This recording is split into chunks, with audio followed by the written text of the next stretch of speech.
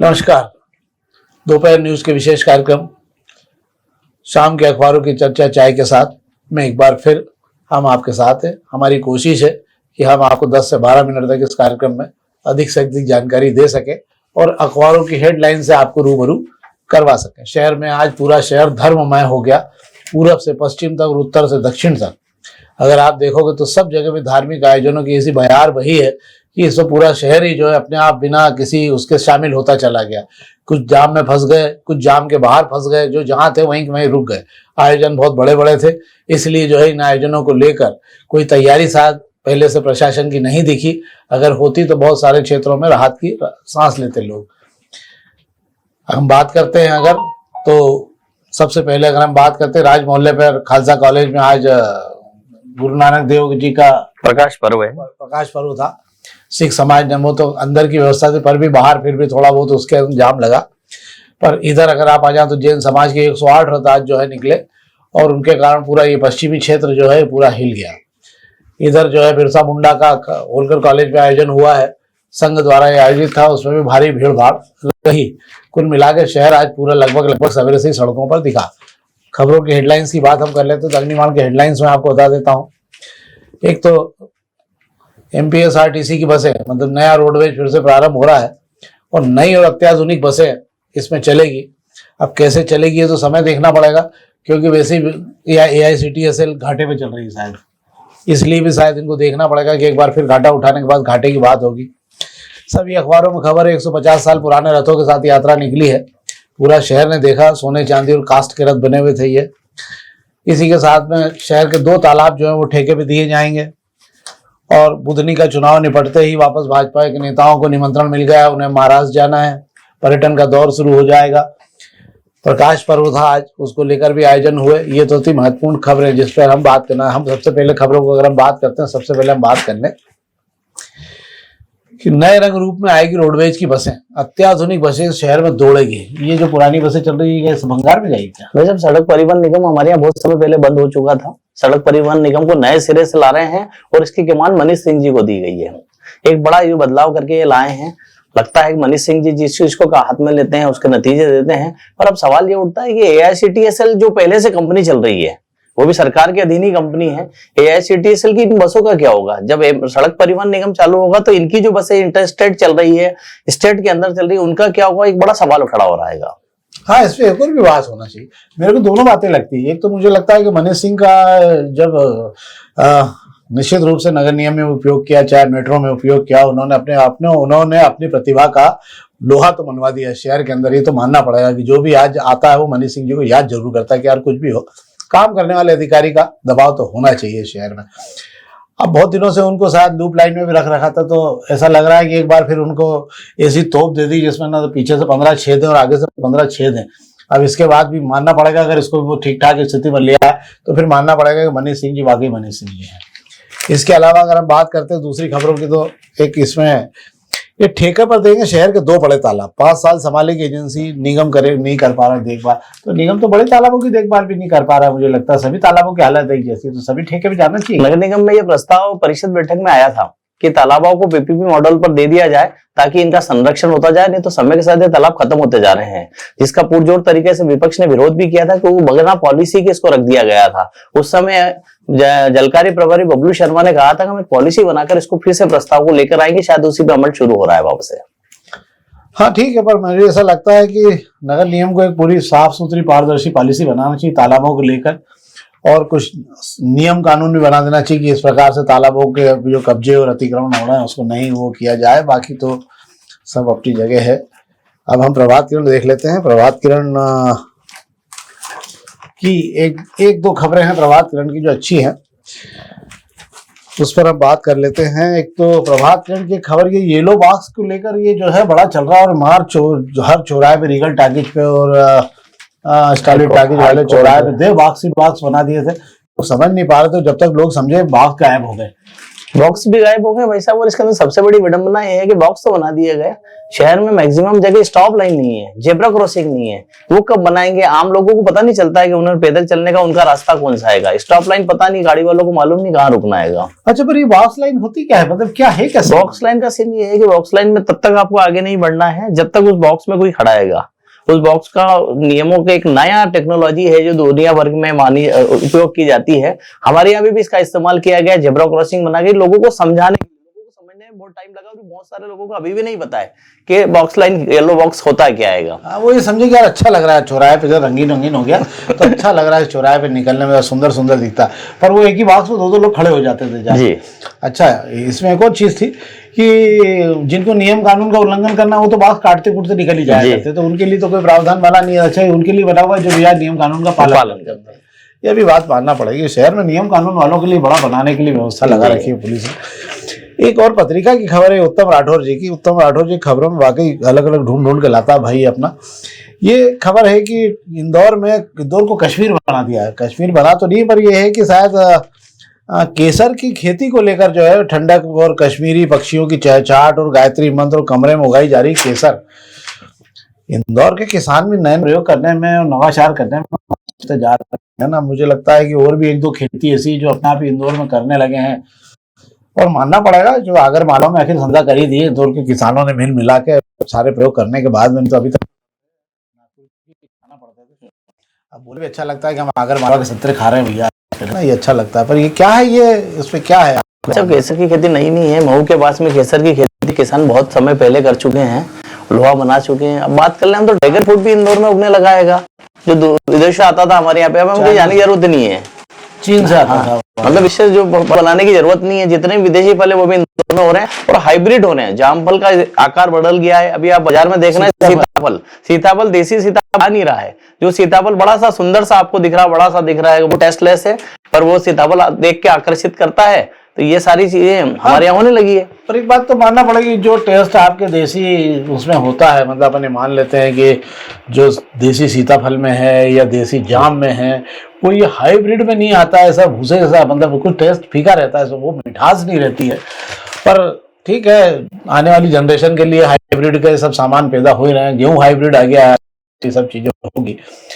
पर मुझे ऐसा लगता है कि किसानों के नवाचार से एक बात जरूर हो रही, वो किसान जो प्रयोग करते थे आपके कौन से वाले, जो किसान निरंतर खेती कर रहे हैं उनका मामला अलग था, और जो किसान नए नए प्रयोग कर रहे हैं उन्होंने अपनी जगह बना ली। जैसे इंदौर से किसान ने गुलाब के फूलों की पैकिंग और बना के गुलाब की खेती चालू की, हार्टिकल्चर की, उसका सारा का सारा गुलाब एक्सपोर्ट हो रहा है। तो मुझे ऐसा लगता है किसानों के लिए भी संदेश है कि आप कृपा करके जो है नियमित खेती की बजाय कुछ प्रयोग ऐसा करें जिससे आप अपनी जगह बना पाए। और कुछ खबर है नहीं, नगर निगम वही छोटे तालाबों को लेकर कलेक्टर से, एक और खबर ये है कि नगर निगम बनाएगा छोटे तालाब, कलेक्टर से मांगी जमीन, सर्वे के लिए नियुक्त की जा रही एजेंसी। तो ये तालाब अलग, ये तालाब वो तालाब जो नगर निगम खुद के हैं संभाल दूसरे को देगा, और युद्ध तालाब बनाने के लिए जमीन मांग रहा है। अच्छा, तो नगर निगम मांग रहा है जमीन, निगम जमीन मांग रहा है, काम जो है वो समझ रहे हैं, और फिर और तालाब बनाना चाहते हैं, उसके लिए कलेक्टर से चाह रहे हैं कोई सरकारी जमीन हमें दे दो। वैसे भी अपने वैसे तालाब की जरूरत है नहीं, तालाब होती तो शहर तालाब छोटे बन जाते। मुझे ऐसा लगता है कि इन्हीं तालाब मिल जाए ना, दो चार गमले हमने रखे तो ज्यादा दिखेंगे। मुझे लगता है इस प्रकार का प्रयोग करना चाहिए। अब हम दोपहर की खबर की चर्चा बात कर लेते हैं। दोपहर की कमर्शियल खबरों की बात करूं पहले इसमें, तो आज दोपहर की खबरों में एक बड़ी बात यह है कि बैंकों में जो छोटी जमा हुई थी उसका ऐसा सुपड़ा साफ हुआ है कि खातों में रुपया आना ही बंद हो गया। एक 2 साल हो रहा है, खातों में छोटी बचत पर रुपया डालना ही बंद कर दिया। 4.5-4.25 लाख करोड़ रुपया बैंकों में आया करता था, और ये सारा पैसा सरकार अपने काम में लेती थी योजनाओं के लिए, क्योंकि ये छोटी बचत के पैसे पे ब्याज भी बहुत कम लगता था, 2.5%, 3%, 4% का पैसा लगता था। तो अब ये हुआ है कि छोटी बचत में ऐसी झाड़ू लगी हुई है कि इन बचत को सरकार ने पहले इसके लिए पिछले बार जो है लगभग 5 लाख करोड़ के लगभग राशि आई थी।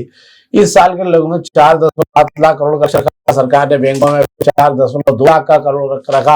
अब वो आधा पैसा भी नहीं आया। मुझे लगता है धीरे धीरे लोग जो है छोटी बचत से बाहर होते जा रहे हैं। एक बार है ये उत्तर प्रदेश की खबर है कि एक विधानसभा और विधान परिषद के लिए 138 पदों की नौकरी निकली थी, और उसके लिए 2 लाख से ज्यादा युवाओं से आवेदन मंगाए गए। तो बेरोजगारी के साथ कैसा खिलवाड़ होता है, आज इसमें सुप्रीम कोर्ट में तारीख भी थी, और इसमें यह हुआ कि 138 पदों पे जिन लोगों की नियुक्ति हो गई विधानसभा और विधान परिषद में, उनकी जो सूची निकाली गई, तो स्पीकर के परिवार के बच्चे, तो आईएएस आईपीएस परिवार के बच्चे, तो जिस एजेंसी ने परीक्षा करवाई थी 138 छात्र इसमें चयन के लिए, उनने भी अपने 5 लोग सिलेक्ट कर लिए। इसके अंदर 1-1 लाख रुपए सैलरी तक के लोग थे, और सब ये इनको जो है प्रोबेशनरी अधिकारी का दर्जा भी था। बेरोजगारों के साथ में इतना दोयम दर्जे का खेल नहीं होना चाहिए। 2 लाख लोगों से आपने पैसे ले लिए और 138 लोगों में आपने जो है हर चौथा आदमी, तीसरा आदमी अपने घर का रख लिया। एक आईएएस की तो बेटा बेटी दोनों ही भर्ती हो गए इसके अंदर। तो इस प्रकार की वैकेंसी में पहले आईएएस और सबके कोटे क्यों नहीं फिक्स कर देना चाहिए यार? रेवड़ी बांटे अपने अपने को दे। हाँ, बस ये वही कर दिया गया है कि रेवड़ी अपने को बांट दी गई, दिखावा कर दिया गया है कि हमने नौकरी निकाली। एक और चीज है, आज एक खबर ये है कि बिलावली में आज जो है फिर से कब्जे हटाए गए। ये कल कब्जे हटे नहीं थे? कल कब्जे हटे नहीं। मैंने कल भी कार्यक्रम में अपन ने कहा था, ये बताया था कि कल जब नगर निगम और जिला प्रशासन की टीम कार्रवाई करने गई थी, तब उस पर राजनीतिक दबाव इतना बनाया गया था कि टीम को बगैर कार्रवाई करे लौट के आना पड़ा था। पर 24 घंटे के समय के बाद टीम पूरी ताकत से गई। हालांकि इस हालात वही थे, जिनके कब्जे हटाने थे उन्होंने सामान हटाया नहीं था, पर आज प्रशासन के रुख को देखकर कार्रवाई हुई और सामान भी हटाना पड़ा है और बुलडोजर भी चला है। एक खबर जरूर ये बहुत अच्छी मुझे भी लगी, और ये खबर का 1-2 दिन पहले हमने इसी चैनल पे कार्यक्रम में भी जिक्र आया था इसका, कि चाहे जहां विभाग अपनी अपनी सुविधा अनुसार जमीनें को सड़क खोदने काम चालू कर दे रहे, कलेक्टर ने इस पूरे मामले में एक टीम बना दी है कि कोई भी काम अब शुरू नहीं होगा। पूरे 16 विभागों को मैसेज दिया गया कि हर हफ्ते आप समीक्षा में कोई भी काम अगर आप कर रहे हो तो आपको जानकारी देना होगी कि चाहे गैस पाइपलाइन या पीएचई या पीडब्ल्यूडी, कोई भी काम करने से पहले उसके बारे में और कितने दिन में पूरा होगा और उस वहां पे व्यवस्था की क्या स्थिति। ये मेरे को लगता है कलेक्टर का नवाचार है, शासन से सुशासन की ओर जाने का। क्या है अच्छा, ये नवाचार की जरूरत भी है। पता पड़ता है सड़क बन जाती है, उसके बाद में याद आती है कि सिविल लाइन नहीं डली, स्टॉर्म वाटर लाइन नहीं डली, तो फिर वापस बनी बनी सड़क को फिर खोदा जाता है। यही पता चलता है गैस लाइन का ठेका अब दे दिया गया, जब सड़क अभी थोड़े दिन पहले बनी। क्या इनकी योजनाओं में सारी चीजें नहीं होती? आपस में तालमेल नहीं है विभागों में। हम नगर निगम की बात करें, नगर निगम में तालमेल नहीं। इस तरीके का आदेश नगर निगम में भी कमिश्नर शिवम वर्मा ने भी कुछ दिन पहले ही निकाला है। अब कलेक्टर का आदेश आने से ये हो गया कि सारे विभागों को इस पे अमल करना चाहिए। अमल होता है कि नहीं होता है ये तो वक्त बताएगा। हाँ, अपने यहाँ तालमेल की घालमेल बहुत है विभागों में अंदर। एक विभाग का घालमेल दूसरे विभाग से होता रहता है। मेरे को लगता है एक विभाग काम खत्म करता नहीं है सड़क बनाने का, दूसरा विभाग गेती लेकर आ जाता है पाइपलाइन डालने के लिए। अपने यहाँ परंपरा, वो इंतजार ही करता है, कि ये सड़क अच्छी बनाते तो मैं जाके पाइपलाइन डालने काम कर दूं। ये तो अपनी अपनी आज शहर भर में ये 3 बड़े आयोजनों के बारे में जरूर हम बात करेंगे शेखर जी, कि आज पूरा मिल एरिया में जो जुलूस चला है विजयनगर से, निश्चित रूप से समाज का आयोजन था और बड़ी मतलब अच्छा विशाल आयोजन था।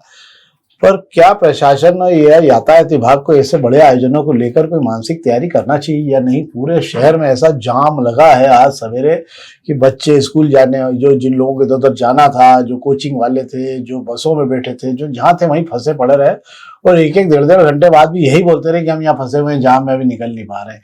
क्या कोई इसको लेकर कोई नीति निर्धारण होना चाहिए कि ये शहर अब कार्यक्रमों के लायक बचा नहीं है?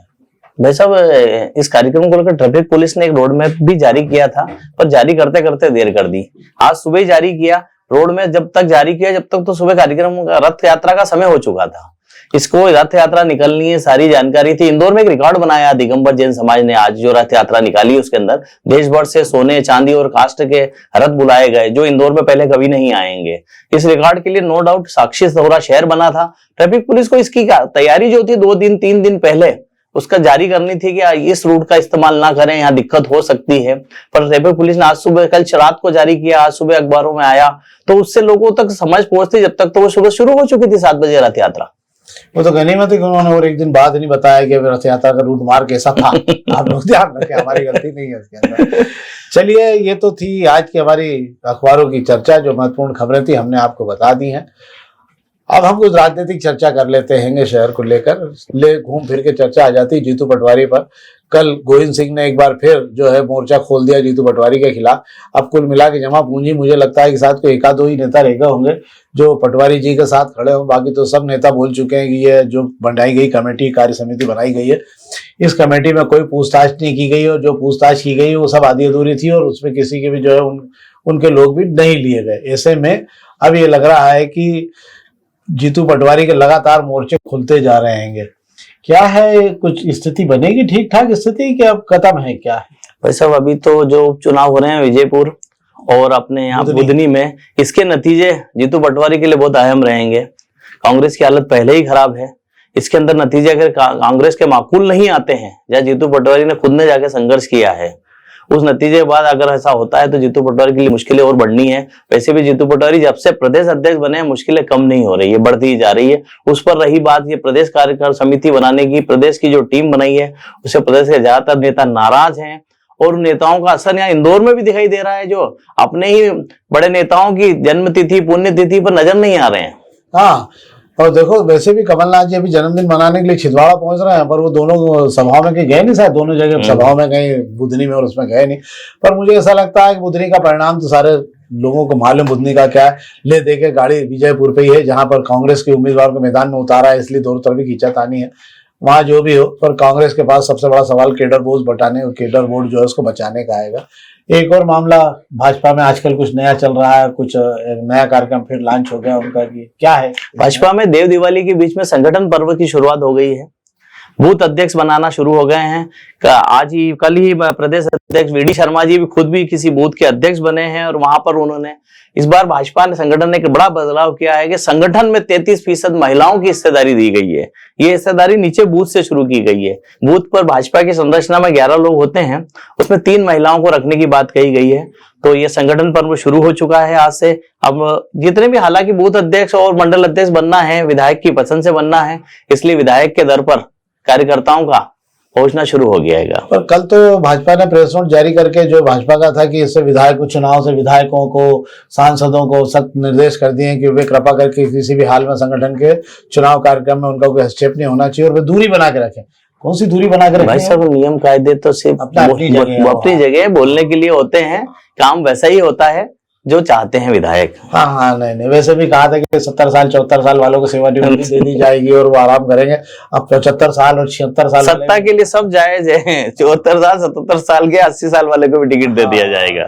मतलब ये केवल दूसरों के लिए है ना, सिर्फ बताने के लिए, और वही हाथी के दांत वाला। तो ये थी आज की हमारी राजनीतिक चर्चा भी, और हमने अखबारों के बारे में जानकारी दी। एक बार फिर मैं आपसे आग्रह करूंगा कि कृपा करके अधिक से अधिक लोगों तक इस कार्यक्रम को पहुंचाएं। अगर आपके कोई सुझाव हैं इसको बेहतर करने के, तो कृपया करके आप, लिंक है नीचे, उसमें आप अगर मैसेज डालेंगे तो हम आपके नाम के साथ ही उस लिंक के बारे में बता देंगे कि किसने क्या सुझाव दिया है। एक बार फिर इस आयोजन से, इससे जुड़ने के लिए बहुत बहुत धन्यवाद।